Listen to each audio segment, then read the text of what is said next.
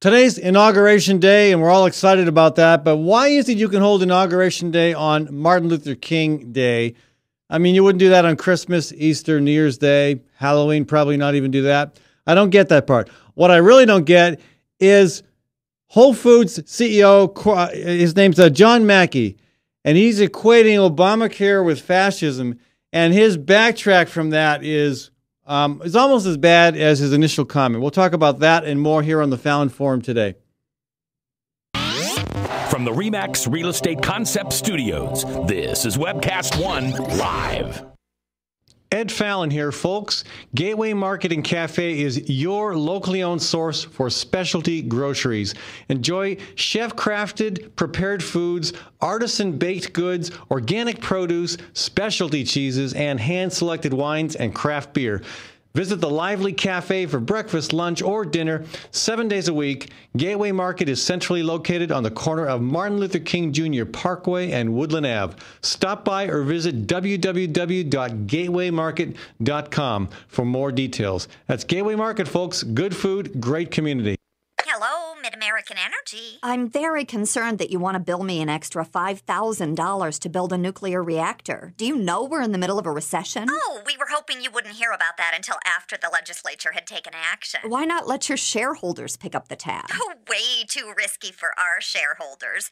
We need you, our loyal customers, to pay for it. Wait, let me see if I understand this. Mid-American wants to build a nuclear power plant in 10 or 20 years, and they want me to pay for it now? That's right. Well, I'll just take my business elsewhere. Sorry, we're a monopoly. What we say goes. I've heard nuclear power is more expensive than other sources. Yes it is. And I've heard there's no plan for how to dispose of nuclear waste. We're looking at shooting it into the sun. Well, I'm not going to sit back and let you make bad decisions with my money. We're betting you will. Stop Mid-American's power grab. Call your legislators today. 281-3371. 281-3371. Paid for by Physicians for Social Responsibility. Located in the heart of Beaverdale, Tally's offers speedy and affordable rooftop lunch, catering for events both large and small, innovative cuisine, as well as vegetarian and gluten-free menus. Come to Tally's for live music, dry-aged steaks, Sunday brunch, and all-you-can-eat ribs every Monday night. Tally's Restaurant, Bar, and Catering at 2712 Beaver Avenue. Call 279-2067. That's 279-2067. It's time to think about upgrading the efficiency of your furnace and air conditioner. Leonard Tinker Heating and Cooling has provided honest, competent service for over 20 years. Whether it's your home or business, for repair work or to install a more energy-efficient furnace or air conditioner, call Leonard Tinker at 263-0422. That's 263-0422. For honest, competent heating and cooling service, call Leonard Tinker at 263-0422. I love driving to Newton to see the races. Me too, but I only have to drive across town. You live in Newton? Yep, Newton's got small town charm and it's close to Des Moines. I love the safe, friendly neighborhoods and family-owned businesses. And Newton's wind energy industry is really taking off. How'd you find your home? Dan Kelly with First Choice Realty. And Dan helped me find my office too. Next time, instead of just speeding by, I'll stop in and check out Newton. Why don't you check out Newton? Call Dan Kelly at 521-9260 or Dan Kelly at mchsi.com. From the RE/MAX Real Estate Concept Studios, this is Webcast One Live.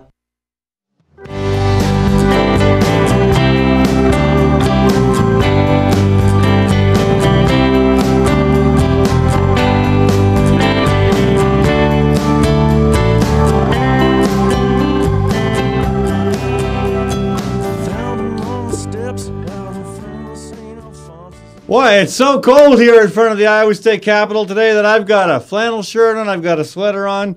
If it gets any colder, I'm going to have to wear gloves. All right, just kidding, I'm inside. But you know, it's hard to keep the heat even close to what you need to keep warm in these days. It's quite a day out there. It's nice to see the return of winter. My chickens came outside this morning, spent maybe 3 minutes pondering that decision and went running right back into the coop. Anyway, so they'll enjoy the day inside, hopefully. They'll get caught up on reading and housework. Okay, so we're going to talk later in the show about a couple education issues. I want to talk about Branstad's situation with the his take on the priorities that should be addressed at the State House on education.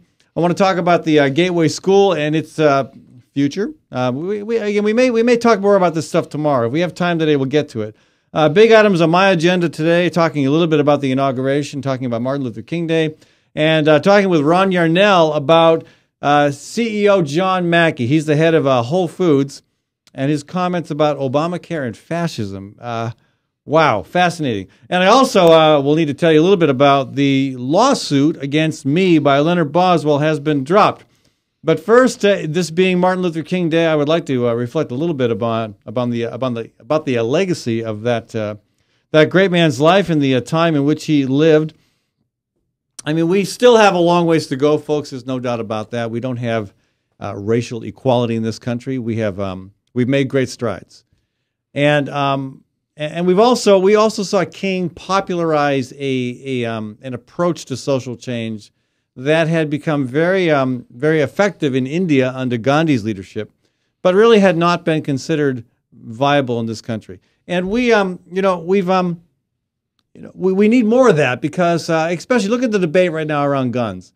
When folks talk about one of the reasons why they need an assault weapon, it's to protect themselves against a tyrannical government. First of all, I think that's pie in the sky. I think any truly tyrannical government is going to be hard to overthrow with any number of privately owned weapons. And I don't think that was ever the forefathers' intent. It was to overthrow a government, except the British. But the power of King's life is that there's a better way to affect social change. And again, I would argue, too, that civil disobedience, nonviolent action, marches, protests, all that has a very important place to play in social change movements.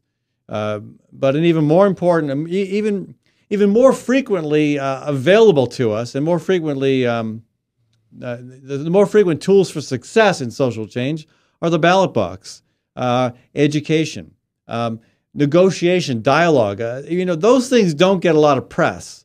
We don't. You spend 4 hours out knocking on doors, or you spend days and days negotiating with somebody trying to reach compromise. That's not glitzy, glamorous. It's not likely to gain headlines. But that's a big part of what we what ends up being successful in terms of accomplishing change. But the fascinating thing about King is that he took a strategy that had been very effective in India and applied it in a country that has had a long history of resorting to violence to accomplish change. So that to me is significant, and we've seen a lot of there's been a lot of movements that have incorporated that approach since the 1960s, with less success, I would say, than we saw under King.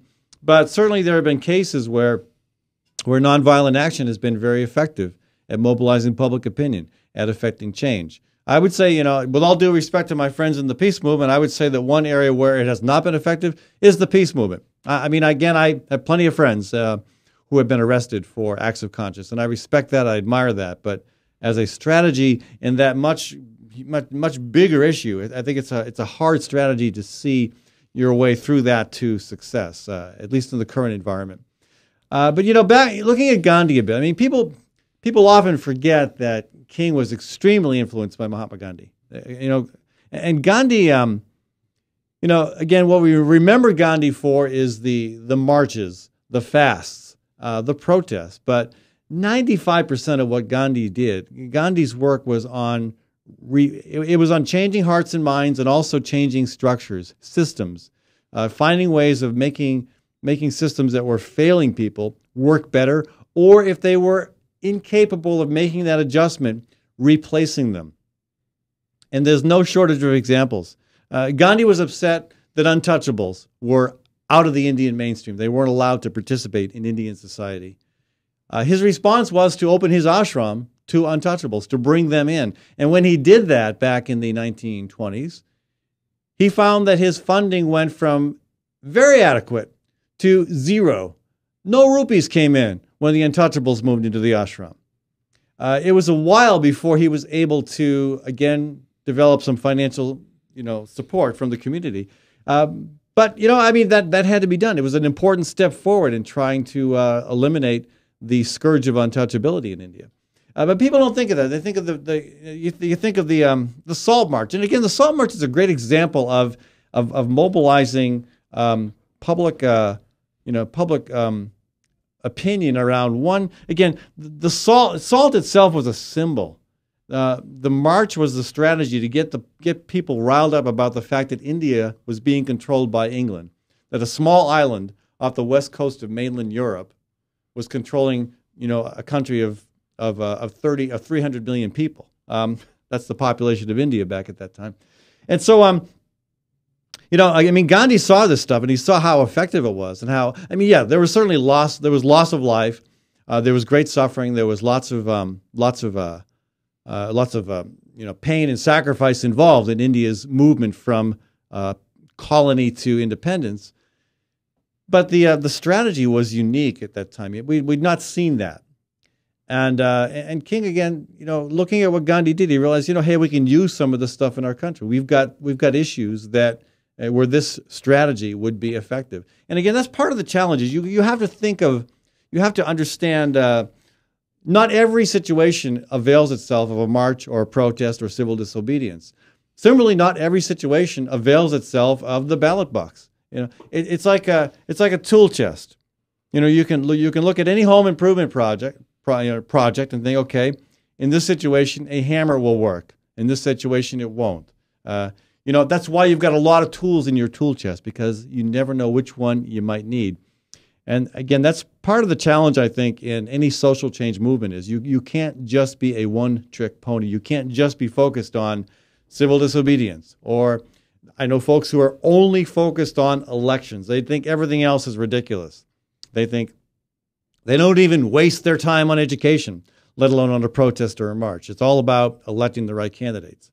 It's about the range of tools, folks. You got to do it all. And again, Gandhi did it all. And Martin Luther King, again, we remember him for the marches, the protests, the rallies, the time in jail, but he did it all. And similarly, Mahatma Gandhi did it all. He rebuilt a political party, a political party that had become controlled by the English-educated Indian elite that had no connection to the masses, that would come every year, pass resolutions that were glorious and wonderful, and then do nothing about them for the rest of the year. He took that party. He raised funds for it. He established a structure for it. He helped put staff in place. These are all the nitty-gritty grunt work stuff that people don't like to do, let alone talk about, and that never make the news. But he did that. He rebuilt a political party. When money was needed for even monuments, for memorials to great people, to important events. He would go out and raise the money for that. The guy was a crazy fundraising machine. People don't think of Gandhi as a crazy fundraising machine, but he was. And again, a more detailed look at his life and history would indicate that. So again, I think any real solid look at King and his, you got to take a step back and look at Gandhi.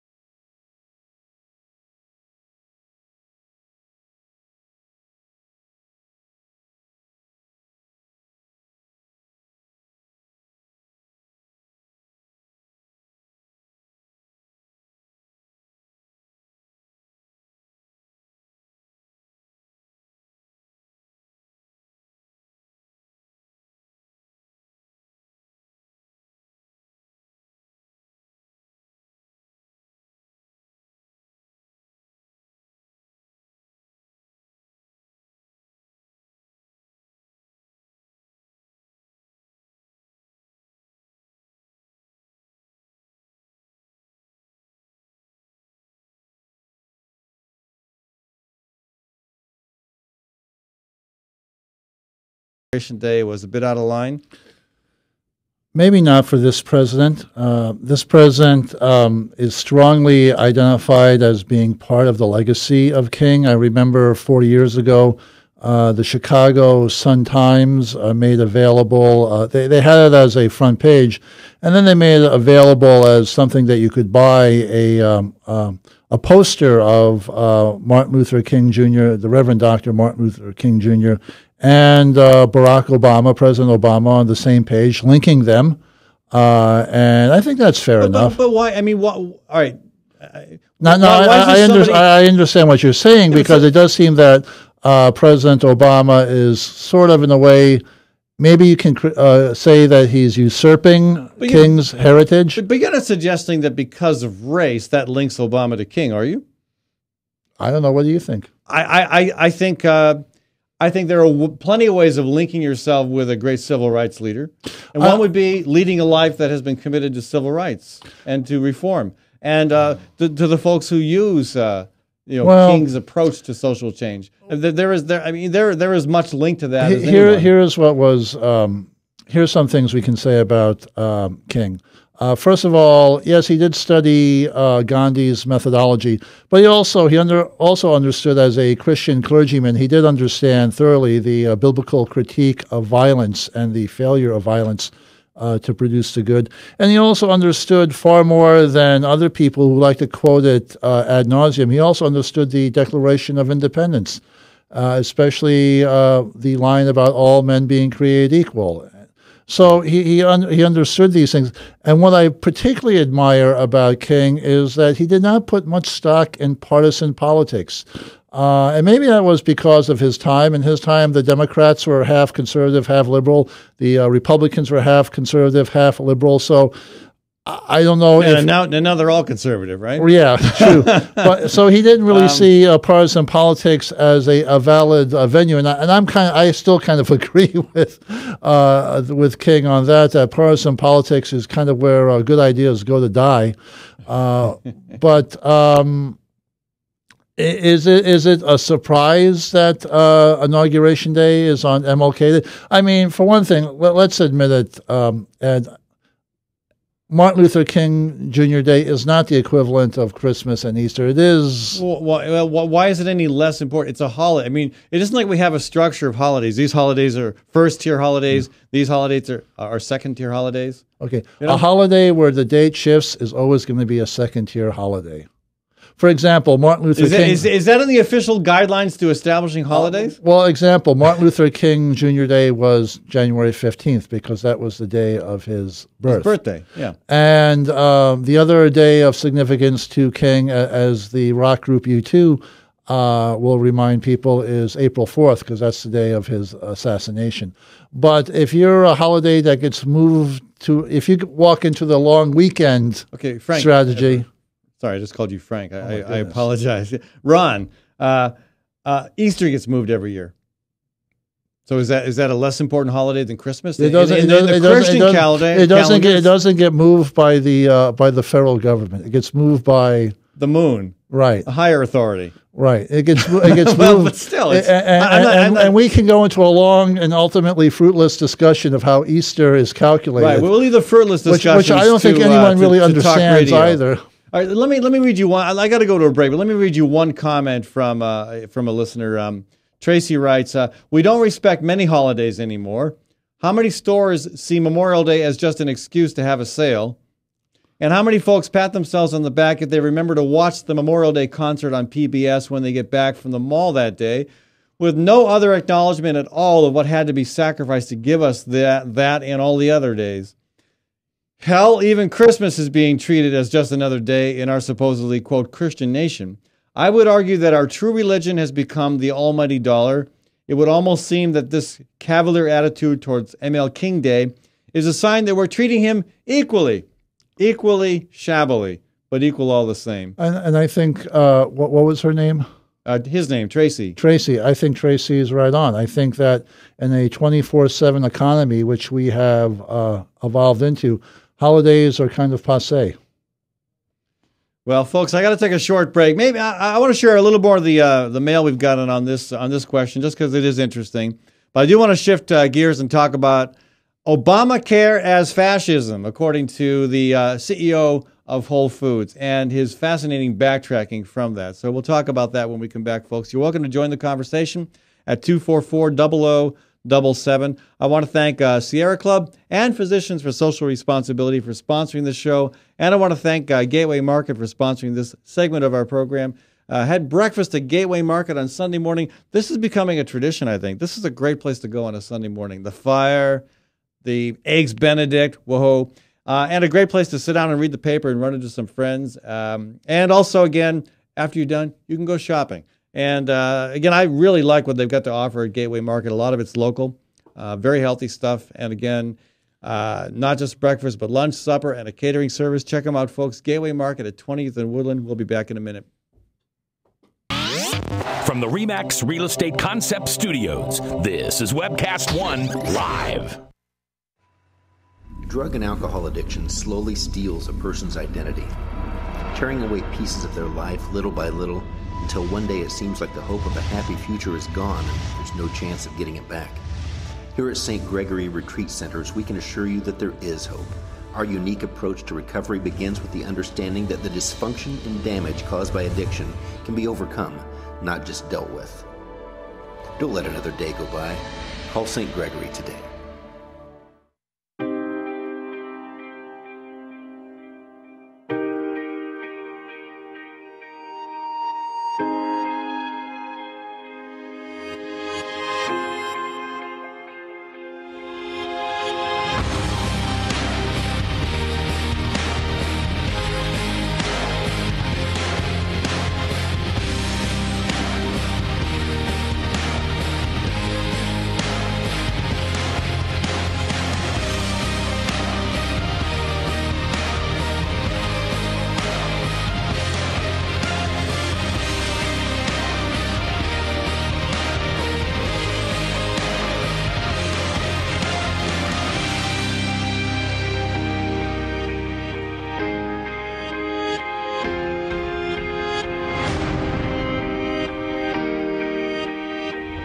The dawn of a new era begins.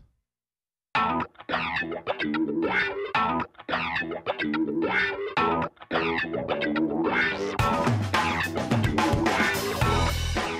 good morning. This is the 7th of June in the Lord's year 2010, and this is day 101 of WebcastOneLive.com. We will begin with Max World Live with my special guest, Tom Coates. In just a minute, there's Tom. Wait.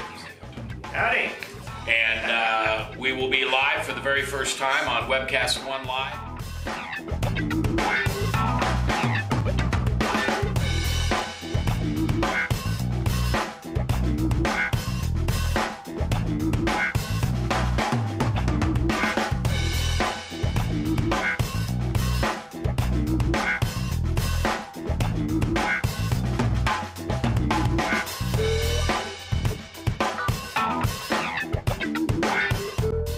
Someday we're going to look back on this and say, gosh, remember that old day in history? Wonder where Walter Cronkite was. He must have been around hanging there too. But actually, it's the beginning of Webcast One Live. And thank you for listening. Thanks, Rob Spearman, and everybody who's put together this project together. And we're ready to go live now. So thanks for listening to MaxWorldLive.com.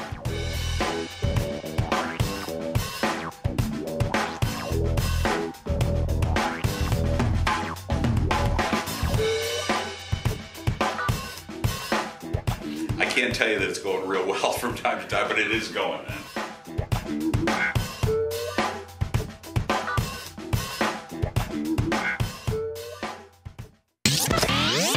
From the RE/MAX Real Estate Concept Studios, this is Webcast One Live.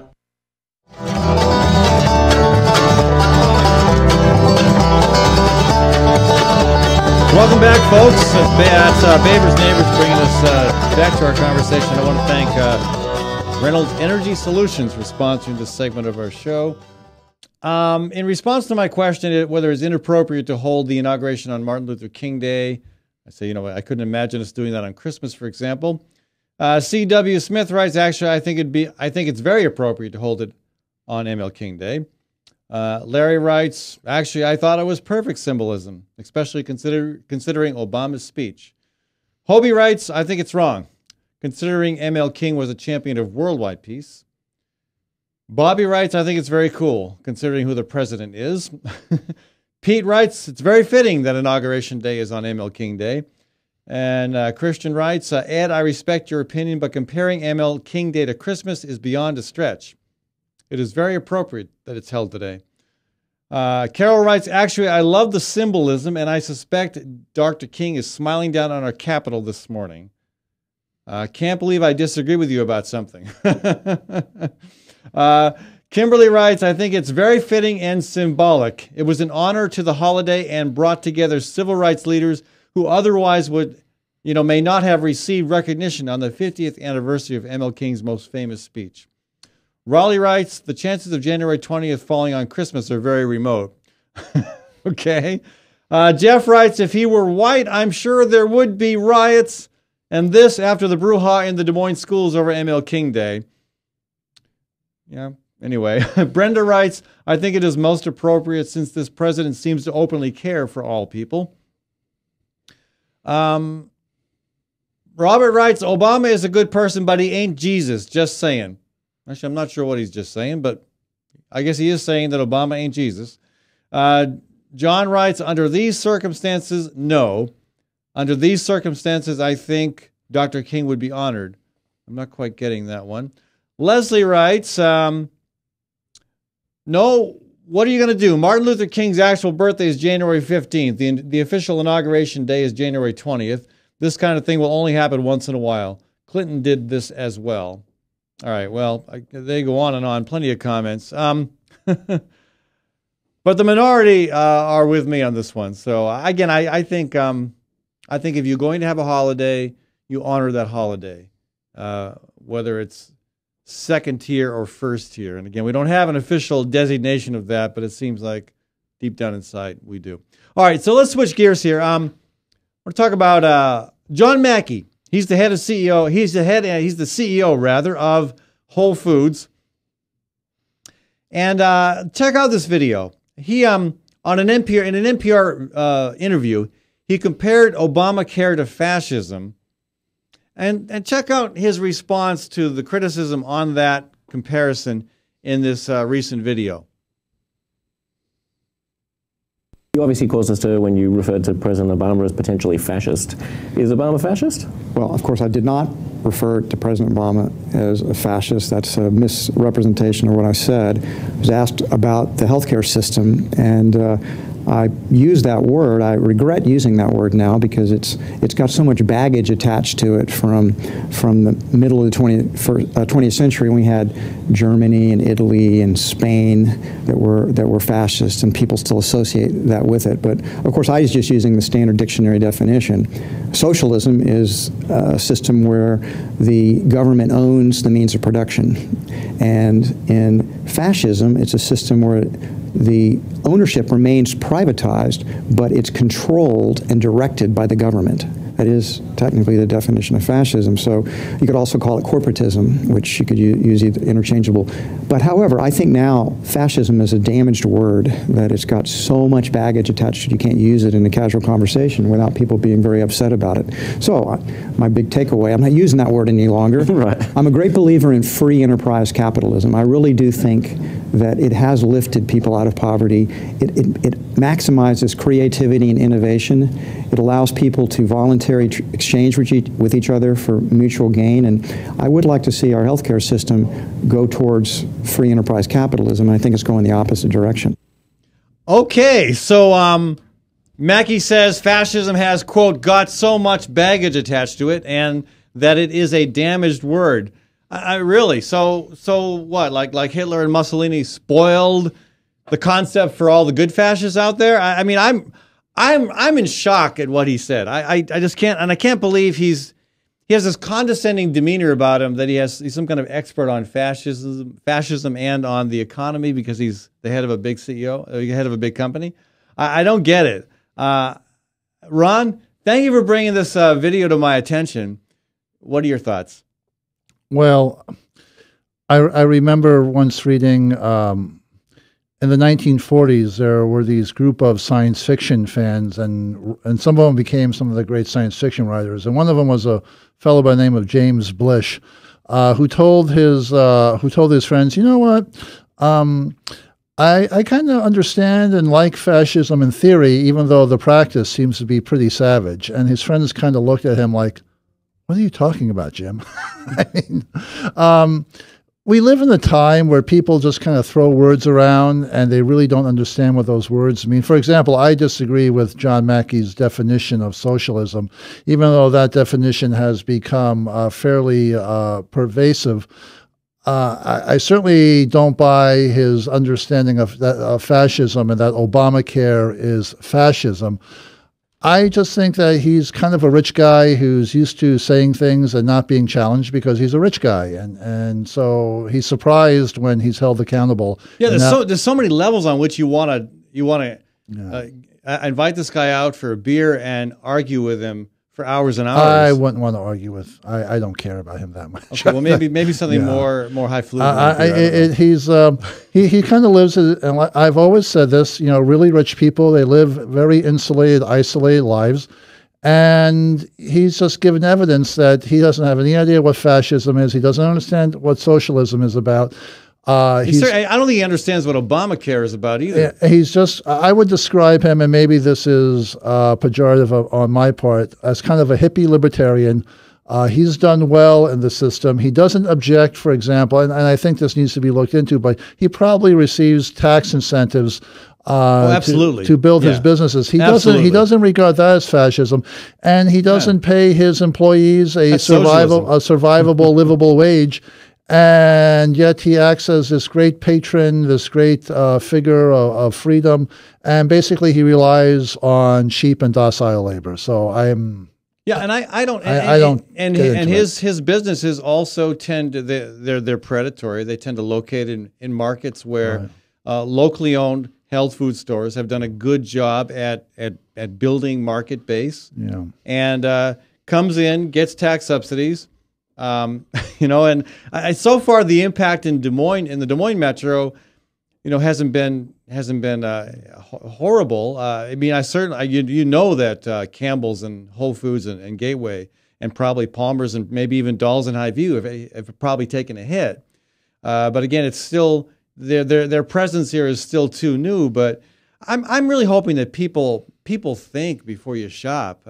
Again, beyond the whole question of supporting a local business and the value of keeping your money in the local community, does it make sense to patronize a company owned by a guy who compares Obamacare to fascism? I mean, I'm not a huge fan of Obamacare, but to call it fascism and then to discuss fascism in that way, well, like I got a bum rap, so we can't use the word anymore. And what historically is fascism? Well, we can make a whole week's worth of shows out of that, but basically fascism is something that guys like John Mackey, successful business people, use to control society, to create an environment of cheap and docile labor, to have their way, and they become the big heroes, the captains of industry and finance. And so that he would even bring that word fascism into usage, I think he really doesn't understand what he's talking about. Yeah, I mean, again,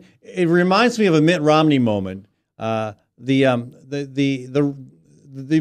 meaning behind the words shows a profound disconnect with reality, I think, and with common people. And then the attempt to kind of gloss it over just digs a hole deeper. It just shows a whole different level of being out of touch. And that's part of being isolated and insulated and. You only talk to people like yourself. You only listen to people like yourself, and you're kind of disconnected from 90+% of the rest of the society. Well, folks, your comments, your thoughts on the subject, you're welcome to call 244-0077 or toll free. It's 855-244-0077. Ann writes on this subject. Ann writes, "I'm not going to Whole Foods anymore until the CEO." Eats his words. I've got no power but consumer power. And then she says, I actually used to shop there multiple times a week. Well, thank you, Ann, for coming around on that. Gloria writes, thanks, Ed, for helping us resurrect and talk about what fascism really means and why it is important to keep the conversation going. Well, thank you, Ron. Again, I don't know where else to go from this. It's just such an incredible comment. I think that Mackey can be exposed by just asking him what he thinks about allowing his workforce to organize themselves into a collective bargaining unit. He will not allow a union. Right. And that's the chief mark of fascism, is to create a docile and cheap and disempowered labor force. So I guess he's very selective in his fascism, but as far as I understand fascism, he's not really in a position to talk about it.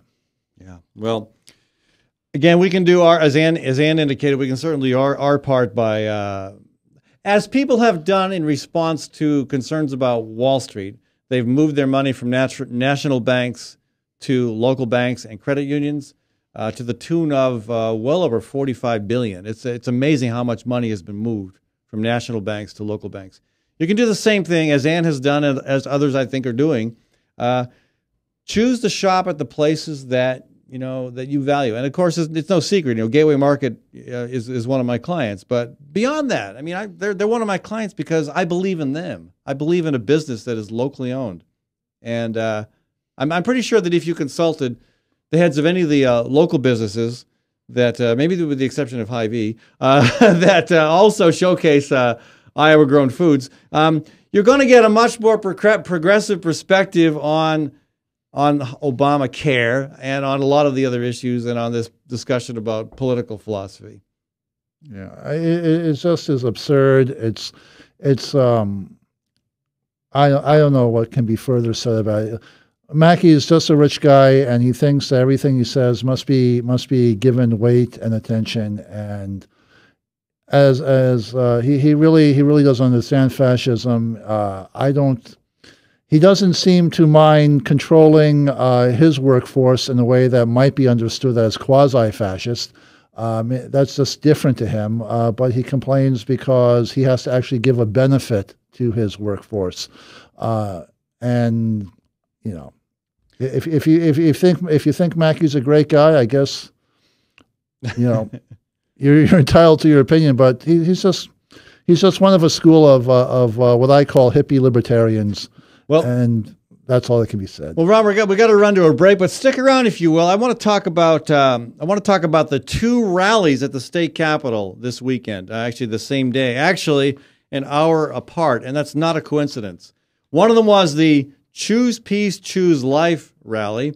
And immediately after that is the Guns Across America rally.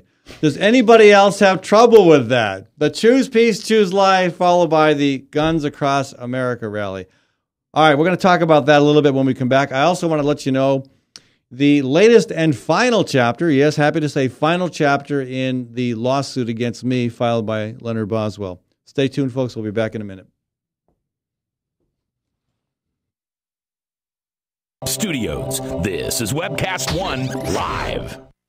Hey folks, it's Ed Fallon. I want to tell you about saving energy and saving money. Tim Reynolds with Reynolds Energy Solutions will give you a comprehensive energy audit that will cost you nothing. And Tim will identify the many ways in which you can reduce energy use while saving money. Now, I had Tim over for an audit last month, and I was amazed, I tell you, at how much energy was going through the roof, out the windows, the back door. You get it. So before the cold winds of winter really blow hard, give Tim a call at 802-2801. That's 802-2801. I'm a burrito. I'm a fighting burrito, full of fresh ingredients prepared before your very eyes. I don't have eyes. I have over 28 options and 268 million combinations, including Rizo for vegetarians. I can take my meat off and call myself vegetarian. Put that back on. The Fighting Burrito is locally owned. I'm owned by some big corporation somewhere. Say, you want to go on a date? No thanks. I'm seeing a quesadilla. The Fighting Burrito online, fightingburrito.com. Join the fight. Since 1994, Sid's Catering has graced Des Moines area events with quality service and rave reviews.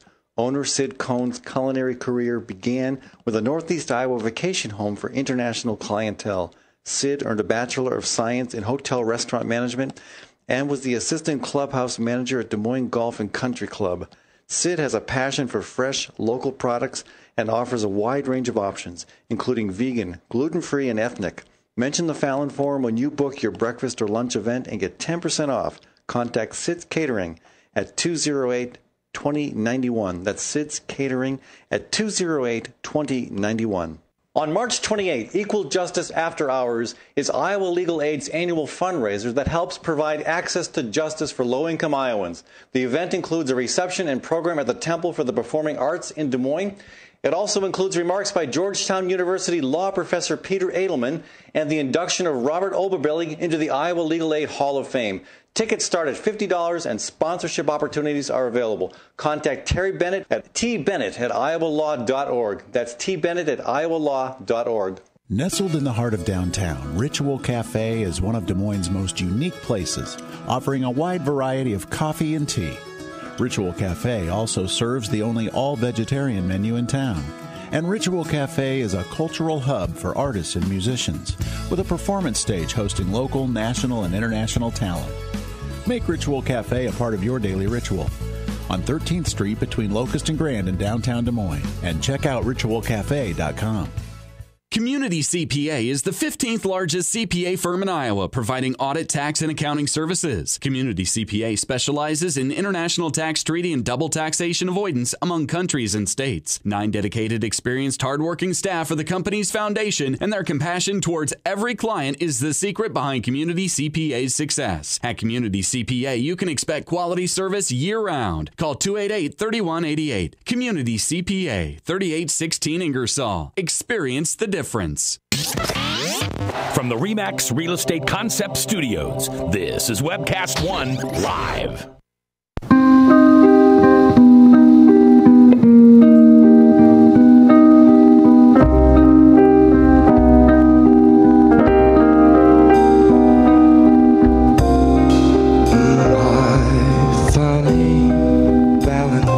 Hey Ron, do you recognize that tune? I thought it was Stairway to Heaven. It's my it's my funny Valentine, and you are neither funny nor my Valentine, and I'm grateful for both of those facts. I'm not funny? No. I'm offended. That's Max Wellman, folks, and he's got a couple Valentine's Day concerts coming up, the 14th, of course, at 7 p.m. and at 9 p.m. Valentine's Day is probably one of those holidays where you could schedule something else and nobody would notice or care. Your wife would notice. Well, well, yeah, there's that. But I'm not saying that. I'm not saying individuals should ignore that reality. But it's not. I don't think it's an official holiday, Valentine's Day. It's one of those hallmark holidays that we do well to recognize, and there are good reasons why it's a. It's an economic stimulus holiday. It certainly is that, yeah. It certainly is that, but not as much as Christmas. Okay, so before we move on to the 2 rallies this weekend, I just want to share a few more comments from people about the John Mackey's comments on Obamacare and fascism. Well, they just keep pouring in. Jeff writes, yeah, what the heck? Why does everyone want to pick on vegans all the time? Whatever makes you feel superior. Okay, it looks like at this point, my conversation has been hijacked. Anyway, I guess we'll switch gears in that case since we've gone off on a different direction. All right, so if you missed the rallies this weekend, folks, then you would not have found myself and Ron there either. So here's what you missed. You missed the Choose Peace, Choose Life rally, which was immediately followed by the Guns Across America rally. I don't know. Does anybody else have trouble with that? I mean, again, I'm not sure that you can. I understand the Choose Life thing. I mean, this is an anti-abortion rally. I understand the Choose Life description, even though I'm pro-choice, and I think that if you are anti-abortion, you tend to really be anti-choice, because I think most people I know who are pro-choice are also anti-abortion. They generally regard it as unfortunate is a minor way of saying it.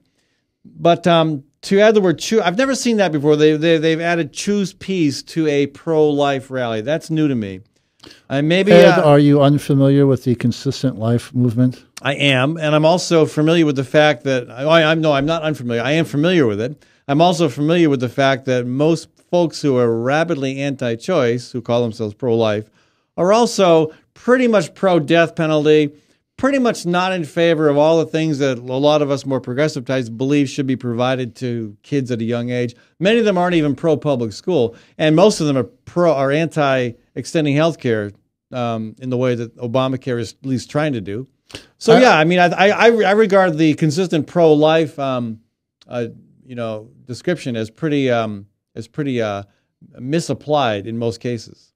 I kind of disagree with you, Ed. I would agree that, and this goes back to actually Martin Luther King Jr., when abortion became a partisan political issue in the 70s, the pro-life movement kind of fell into certain company that I kind of regret. It kind of became a franchise of the Republican Party, which is unfortunate. But I have a different experience with pro-life people on the eyeball-to-eyeball, across-the-table kind of experience. Do you see any contradiction, though, in having a rally talking about peace and life, followed by one whose moniker is Guns Across America? Not in a democracy. But no, I mean, in a democracy, all kinds of people. Put democracy aside. In the realm of logic, do you see anything difficult about connecting those two things? Okay, again, not in a democracy because logic has nothing to do with it. These people are in the public space. They're making their case. They have their positions. I think that rallying for guns. I think it's the thing I find fascinating about the rally for guns is here is an object that you say protects you, but you have to go out and protect it. So that's just kind of curious. But that all kinds of people assemble in the public space and make their views known, I think that's actually kind of neat. I think that's why. Yeah, that's not I have no trouble. That's not my point, though. My point is the logical disconnect between peace and Guns Across America. I know there are those who are going to say, well, the way you secure peace is with plenty of guns, and I'm not real. It's just like these are people you run into in the public arena. Yeah. Well, they were lucky they got the 50-degree day and not the 0-degree day. It'd be tough to be out protesting anything today at the state capitol. I was at the state capitol for a rally. It wasn't a protest; it was a rally. There were almost 1,000. There were over 1,000 people there. It was 4 degrees out. This is in support of adequate funding for schools back in 2000. 2002. Anyway, another story. All right, phone lines 244-0077. And folks, when you fail to call, you get this. Frank, welcome to the show. Well, hi, Ed. I thought I was going to talk some football today, but I guess not. I'd rather not. Yeah, probably not. Hey, listen, the only thing that would be more apropos today on Martin Luther King's holiday there, and Obama would have the Nobel Peace Prize winner there drop a drone strike on somebody, that'd send you liberals into a tizzy. Okay, whatever. But so you think? Well, let me ask you this: you think Inauguration Day on MLK King Day is fine? I didn't tune in today or yesterday, so you know how I feel about it. I don't care what goes on today because I'm not watching it. All right. Well, so you're okay with it, and most of my friends and fellow travelers are okay with it too. So, Frank, congratulations. I mean, you and I disagree, but you're in the camp of most people that be the 20th, think like me. Why wasn't all this handled yesterday? All right. Well, anyway, other issues. I think you expressed some concern about the Whole Foods discussion. Okay, well, look, what does Ron have against the rich? I mean, every time I hear Ron speak, I hear the echoes of Mao, Marx, and Lenin. Whenever I hear him speak, I'll come right out and say, I'm a Bible-thumping, right-wing conservative. What is Ron? I've never heard Ron identify himself as a label. Not that, that's important, but what is he? I mean, he has definite tendency. I mean, if we can't agree on words, you're trying to change the definition of marriage, you're trying to change the definition of rape. Fascism in the dictionary says government-controlled capitalism. Ron, what did the guy say? Ron, what are you? What are you? I'm Ron. What did the Mackey guy say that deviated from Webster's definition of fascism? Because first of all, Obamacare he doesn't understand because Obamacare is insurance industry organized health care. And the government kind of has a place in it, but the critics of Obamacare that you should take seriously are the ones who understand it to be a subsidy to the health insurance industry. doesn't have anything to do with traditional universal health care. Well, let me ask you this question, Ron. What was you in favor of between Hillary's plan and Obama's plan? Because apparently Obama, when he was in the primary, did not subscribe to what we have now. Let me, Ron. I'm going to let you answer that, and then Frank, I've got to go because I've got one more thing I got to talk about. Hopefully, okay. Yeah, you'll hear the answer. Frank, do you accept the thesis that Obamacare is basically the conservative health care reform warmed over? Well, did he not want single-payer health care? Do you understand, Frank, that Obamacare is? Well, let's put it even more simple. Do you understand that Obamacare is Romney care? I do understand that the insurance companies have more power than they had before. So if the object of what she was doing was to try to take less power from the insurance companies, sure, the insurance companies would give a few concessions if they could get 30 million new customers, but the insurance companies got more power than they had before. And that's why it's a wonderful conservative plan, because private industry gets more power and more money. Well, it's pretty much what Republicans have proposed in the past. Yeah. But Obama ran on a single payer, did he not? I don't remember the details. That the government pays for. No, the government doesn't pay for it. Either way, Frank, whether health insurance works through private insurance companies or whether it's funded by tax dollars, you and I pay for it. Frank, I got to run. But do you despise the rich? No. Well, but I do understand that we have bred a class of super rich who are basically isolated and insulated from most people, and yet they have disproportional political influence. I don't like that. It's like weeds, Frank. You know, I don't despise weeds, but I don't like super weeds that Monsanto has developed. That Gandhi and Luther may have been fine guys, but if you need to look at somebody, you need to look at Jesus Christ. All right, I'll do that, Frank. Thanks for the call. I would take that to Frank, thanks for the call. I got to move on, okay? Yeah. What else did I want to talk about today? I want to tell you what's going to be on tomorrow, but first, big news on Thursday. This was an interesting day, Thursday afternoon. I get a call from my lawyer, and Joseph Glazebrook. And again, I've a young guy. He's put together a very talented pool of lawyers in the firm of Glazebrook and Moe. And gosh, I'm so. It's the second time he's represented me, and both times it all turned out really, really well. This time, I got a call from him last Thursday saying, "Hey, Boswell's people had moved to dismiss our counterclaim, which seemed unfair to me. I mean, why am I not entitled to file a counterclaim if I feel like I'm being sued unjustly? If I feel like I'm trying to have my, First Amendment rights suppressed?" It made sense to me that I should be able to file that lawsuit. And we went to court a couple of weeks ago, and we kind of thought, the judge will probably rule in our favor on this one.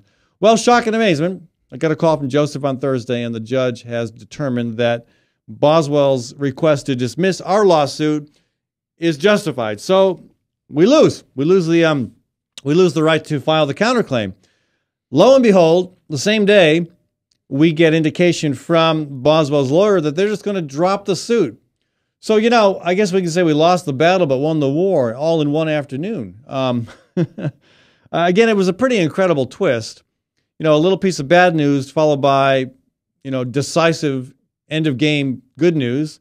So, again, I'm very pleased with this because it was a drain on me time-wise. It was a drain on me financially. I had to appeal to you to help generate funds to pay my legal expenses. And you have been most generous, and I'm very, very grateful for that. Actually, you've been generous to the point where if the lawsuit had continued, I would have had to raise more money. But right now, I've had plenty. I'm going to have enough to cover the costs and have some left over. So that's good. And as I indicated, I'd be using, directing those funds to support this program. Again, much of which is about the same issues that surfaced during the lawsuit. So again, I'm very pleased. What it says to me is that again, you can take home different messages from the decision to have the case drop. But what it says to me is, I was right, and I know that all along. I wouldn't have said that. I was saying that back in 2008 when Leonard Boswell first offered me a job not to run against him. I didn't make it a big issue in my campaign because I wanted the campaign to focus on issues that Congress actually debates. But when asked or when it was appropriate, I would mention, yeah, I was offered an $80,000 a year job not to run against the congressman. One smart aleck said, well, you should have said double it and I'm out. I should have haggled. You know, I don't do that, and it just seems so inappropriate that you would do that. Again, I'm under no delusions. I've no doubt that this kind of behavior is common in Congress, but to witness it firsthand was rather remarkable. Again, there were 3 witnesses who know what happened, who know I was offered that job, and I think in the end, you know, I mean, the Boswell folks knew that, you know, that wasn't, they weren't going to be able to build a case that I lied because the truth was indeed on my side. So we'll see. I think that's the end of it. I mean, I can't imagine anything happening on this any further. I do think it indicates how, you know, folks don't understand the ever-changing dynamic of the media. Two big corporations own the vast majority of commercial broadcasts right now. Most radio stations are owned by either Cumulus or Clear Channel. And, you know, you've got public radio, and then you've got small community-owned stations. We've got KFMG here in Des Moines. We've got KHOI in Ames. You know, those are good things, but the vast share of the airways are owned by big corporations. This forum is becoming the alternative, and it's happening elsewhere in the country as well. But it's where folks who don't think like the corporate lords of Clear Channel and Cumulus get to have their say.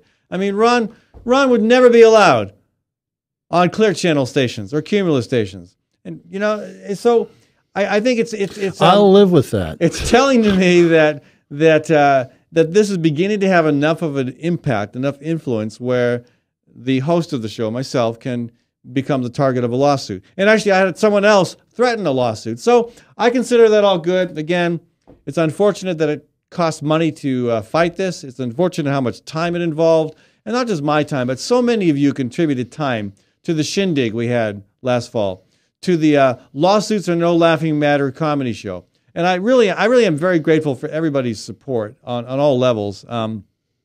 It's very uplifting to me. So again, I thank you for that. I look forward to not having to deal with this and to moving on. I will say tomorrow, again, we didn't get to talk about education today. I'd love to get Graham Gillette on the show. Maybe I can get him to come on the show tomorrow because I think he wrote a very interesting piece today about the Gateway School issue. This is a school opened a few years ago that may be shut down. He makes a good case for why it should be. I'm sure there are people who disagree. I think that would be an important conversation. I think Governor Branstad's insistence on his own reform priorities coming before the legally required deadline, early February, of allowable growth being met, that's getting a lot of pushback from Senate Democrats and from a lot of other people as well. And I'm really interested in the conversation about qualifications for school superintendents. You know, it would seem to me that you would want an educator in that role. And that's been the case, and that's been the requirement. Now there is a lot of pressure to allow people with a background as a CEO of a corporation or with military leadership to allow them to be qualified to direct a school district. I think that's crazy talk myself. I mean, no more do I want that than would I expect a teacher to be qualified to be the head of principal financial or a school administrator to be qualified to lead the armed forces. We're going to talk more about that tomorrow, folks. Education is going to be an important conversation on this program, as it will be at the State House this year. Again, I want to thank Ron for joining us. I want to thank Maddie, my producer, for running the board. I want to thank Webcast One Live for providing the studio for the show. I want to thank all the people who should have called in and didn't, and Frank for calling in. Even though Frank and I almost always disagree, I appreciate the opinions that he has to share. Again, we'll be back tomorrow, but stay tuned for Bradshaw. He'll be with you at 1:30 today. Thanks, folks. And I didn't even mention Tom Brady today. I wonder why. I'm Brian Leach, owner and general manager of Service Legends. I brought along a couple of the home comfort heroes. Hi, I'm Tammy Wells. I am Nick Wondershot. I am administrative manager. I am the senior technician. From Service Legends. It seems like every good thing, when you feel it to the bone that it's good, there's a lot of hard work put behind it. I don't think that you can fake it. and have it turn out good. You know, if we seem like, okay, that's just weird, it's just a furnace, why would you believe so deeply in a furnace? It's not just that, you know, we want to show the world that you can have good service. Yeah, I mean, it's got to be, it's your home. You know, it's built into our daily trainings, it's built into our culture, that we're going to do whatever it takes to have each client say they love us, period. That's why we spend all the hours in the training that we do.